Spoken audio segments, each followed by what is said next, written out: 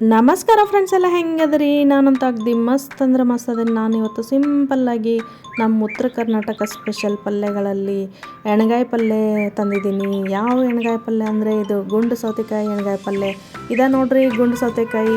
ಇದು ಭಾಳ ಸಣ್ಣದಿರುತ್ತೆ ಮತ್ತು ಗುಂಡಗಾಗಿರುತ್ತೆ. ಅದ್ರ ಪಲ್ಯ ಭಾರಿ ಟೇಸ್ಟ್ ಇರುತ್ತೆ. ಇದನ್ನು ರೊಟ್ಟಿ ಚಪಾತಿ ಬಿಸಿ ಅನ್ನಕ್ಕೂ ಸಖತ್ ಕಾಂಬಿನೇಷನ್ ಆಗುತ್ತೆ. ಬರ್ರಿ ಹೆಂಗೆ ಮಾಡಿದೆ ಅಂತ ಫಟಾಫಟ್ ಹೇಳ್ತಾ ಹೋಗ್ತೀನಿ. ಹಂಗೆ ಸ್ಕಿಪ್ ಮಾಡಿದೆ ವಿಡಿಯೋನ ನೋಡ್ತಾ ಹೋಗ್ರಿ. ಹಾಗೆ ನನ್ನ ಚಾನಲ್ಗೆ ಹೊಸಬ್ರು ಯಾರು ಬಂದಿದ್ರೆ ದಯವಿಟ್ಟು ಸಬ್ಸ್ಕ್ರೈಬ್ ಮಾಡ್ಕೊರಿ, ಶೇರ್ ಮಾಡಿ, ಲೈಕ್ ಮಾಡಿ, ಕಮೆಂಟ್ ಮಾಡಿ. ಹಾಗೆ ಮುಂಬರುವ ನನ್ನ ಎಲ್ಲ ವೀಡಿಯೋಸ್ಗೂ ಪ್ರೋತ್ಸಾಹ ಕೊಡ್ರಿ. ಬರ್ರಿ ಫ್ರೆಂಡ್ಸ್, ಹಾಗಾದ್ರೆ ವಿಡಿಯೋನ ಸ್ಟಾರ್ಟ್ ಮಾಡೋಣ. ಇವ ನೋಡ್ರಿ ಗುಂಡು ಸೌತೆಕಾಯಿ.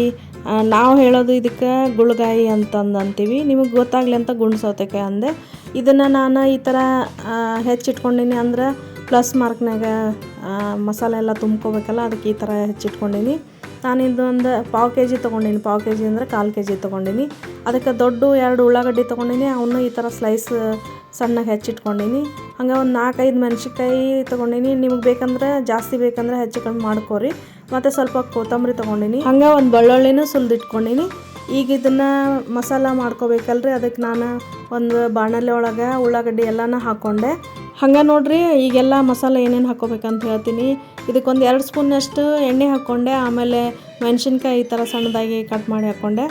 ಆಮೇಲೆ ಸ್ವಲ್ಪ ಬೆಳ್ಳುಳ್ಳಿ ಇದನ್ನು ಸುಲಿದಿಟ್ಕೊಂಡಿದ್ನಲ್ಲ ಈ ಥರ ಸಿಪ್ಪೆನ, ಅದನ್ನು ಹಾಕ್ಕೊಂಡು ಆಮೇಲೆ ಒಂದು 1/4 ಬಟ್ಲದಷ್ಟು ಶೇಂಗಾ ಕಾಳನ್ನ ಹಾಕ್ಕೊಂಡೆ. ಶೇಂಗಾ ಕಾಳು ಬೇಕ್ರಿ, ಅಂದ್ರೆ ಸ್ವಲ್ಪ ಗ್ರೇವಿ ಜಾಸ್ತಿ ಆಗುತ್ತೆ. ಇದನ್ನು ನೀಟಾಗಿ ಸಣ್ಣ ಉರಿ ಒಳಗೆ ಹುರ್ಕೋಬೇಕು. ನೋಡ್ರಿ ಈ ಥರ ಫುಲ್ ಚೇಂಜ್ ಆಯ್ತು. ಉಳ್ಳಾಗಡ್ಡಿ ಎಲ್ಲ ಕಲರೆಲ್ಲ ಹಿಂಗೆ ಚೇಂಜ್ ಆಗಿ ಚೆಂದ ಹುರ್ಕೊಂಡಾಯ್ತು. ಈಗ ಇದು ರೆಡಿ ಆಯಿತು. ಇದಕ್ಕೆ ರುಚಿಗೆ ತಕ್ಕಷ್ಟು ಉಪ್ಪು ಹಾಕ್ಕೋತಾ ಇದ್ದೀನಿ. ನಾನು 1 ಸ್ಪೂನ್ ಉಪ್ಪು, 1/4 ಸ್ಪೂನಷ್ಟು ಅರಿಶಿನ ಪುಡಿ ಹಾಕ್ಕೊಂಡೆ. ಆಮೇಲೆ ಮೇನ್ ಇಂಗ್ರೀಡಿಯೆಂಟ್ಸ್ ಅಂದರೆ ನಮ್ಮದು ಗುರಾಳ ಪುಡಿ ಬೇಕ್ರಿ ಎಲ್ಲ ಗ್ರೇವಿ ಮಾಡೋಕೆ, ಅಂದ್ರೆ ಪಲ್ಯ ಮಾಡೋಕೆ. ಈ 1/4 ಸ್ಪೂನಷ್ಟು ಮಸಾಲ ಹಾಕ್ಕೊಂಡೆ. ಮಸಾಲೆ ಮನ್ಯಾಗ ಮಾಡಿದ್ದು. ಸ್ವಲ್ಪ ಕೊತ್ತಂಬರಿ ಹಾಕ್ಕೊಂಡೆ. ಕೊತ್ತಂಬರಿ ಹಾಕಿ ಇದನ್ನೆಲ್ಲ ರುಬ್ಕೋಬೇಕು, ನೀಟಾಗಿ ರುಬ್ಕೋಬೇಕು. ರುಬ್ಕೊಂಡು ಬರ್ತೀನಿ ಈಗ ನೋಡ್ರಿ ಈ ಥರ ನುಣ್ಣಗೆ ರುಬ್ಕೊಂಡು ಪೇಸ್ಟ್ ರೆಡಿ ಆಯಿತು. ಇದು ಮಸಾಲ ಎಲ್ಲ ಈ ಥರ ಹೆಚ್ಚಿಟ್ಕೊಂಡಿದ್ವಲ್ಲ ಅದಕ್ಕೆಲ್ಲ ತುಂಬ್ಕೋಬೇಕು. ನೋಡ್ರಿ ಈ ಥರ ಎಲ್ಲ ತುಂಬ್ಕೊಂಡು ಮಸಾಲ ಅದ್ರೊಳಗೆ ಸ್ಟಫ್ ಮಾಡಿ ರೆಡಿ ಇಟ್ಕೊಂಡೆ. ಆಮೇಲೆ ಈಗ ಒಗ್ಗರಣೆ ಕೊಟ್ಟರೆ ಆಯಿತು. ಈಗ ಒಂದು ಬಾಣಲೆ ಒಳಗೆ ಎಣ್ಣೆ ಬಿಸಿ ಮಾಡಿಕೊಂಡೆ. ಸ್ವಲ್ಪ ಸಾಸಿವೆ ಚಿಟಪಟ ಸಿಡಿದ ಮೇಲೆ ಎಲ್ಲ ತುಂಬ್ಕೊಂಡಿದ್ವಲ್ಲ ಎಣ್ಗಾಯಿ ಮಾಡೋಕೆ ಆ ಸೌತೆಕಾಯನ್ನು ಹಾಕೋತಾ ಇದ್ದೀನಿ. ಹಾಕ್ಕೊಂಡು ಒಂದು 2 ನಿಮಿಷ ಈ ಥರ ಸಣ್ಣ ಉರಿ ಒಳಗೆ ಬಾಡಿಸ್ಕೋಬೇಕು. ಸ್ವಲ್ಪ ಕಲರೆಲ್ಲ ಚೇಂಜ್ ಆದಮೇಲೆ ಅದಕ್ಕೆ ಉಳಿದಂಥ ಮಸಾಲ ತುಂಬಿ ಉಳಿದಿರ್ತೈತಲ್ಲ ಅದನ್ನು ಹಾಕ್ಕೋತಾ ಇದ್ದೀನಿ.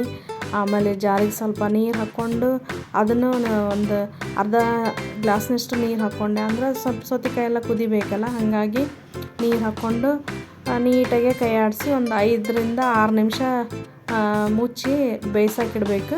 ಚೆಂದಾಗ ಬೆಂದೈತೋ ಇಲ್ಲ ಅಂತಂದು ಒಂದು ಸಲ ಚೆಕ್ ಮಾಡಬೇಕು. ಅದು ಸ್ವಲ್ಪ ಮೆತ್ತಗಾದರೆ ಸಾಕು. ಯಾಕಂದ್ರೆ ಸೌತೆಕಾಯಿ ಹಾಗೆ ತಿನ್ನೋಕ್ಕೂ ನಡಿತೈತಲ್ರಿ, ಹಾಗಾಗಿ ಸ್ವಲ್ಪ ಮೆತ್ತಗಾದರೆ ಸಾಕು. ಈಗ ಮೇಲೆ ಪಲ್ಯ ಎಲ್ಲ ರೆಡಿ ಆದಮೇಲೆ ಕೊತ್ತಂಬರಿ ಸೊಪ್ಪು ಮತ್ತಷ್ಟು ಉದುರಿಸಿದ್ರೆ ನಮ್ಮ ಗುಂಡು ಸೌತೆಕಾಯಿ ಎಣ್ಗಾಯಿ ಪಲ್ಯ ಅಥವಾ ಗುಳ್ಗಾಯಿ ಎಣ್ಗಾಯಿ ಪಲ್ಯ ರೆಡಿ ಆಯಿತು. ಇದು ಚಪಾತಿ ರೊಟ್ಟಿ ಎಲ್ಲದಕ್ಕೂ ಬರುತ್ತೆ. ನೀವೊಂದು ಸಲ ಟ್ರೈ ಮಾಡಿರಿ, ಮತ್ತು ಹೆಂಗಾಯಿತು ಅಂತ ನನಗೆ ಕಮೆಂಟ್ ಮಾಡಿ ತಿಳಿಸಿ. ಮತ್ತೊಂದು ರೆಸಿಪಿ ಜೊತೆಗೆ ಮತ್ತೆ ಬರ್ತೀನಿ. ನನ್ನ ವಿಡಿಯೋನ ವೀಕ್ಷಣೆ ಮಾಡಿದ ಎಲ್ಲರಿಗೂ ಧನ್ಯವಾದಗಳು. Thank you for watching my video.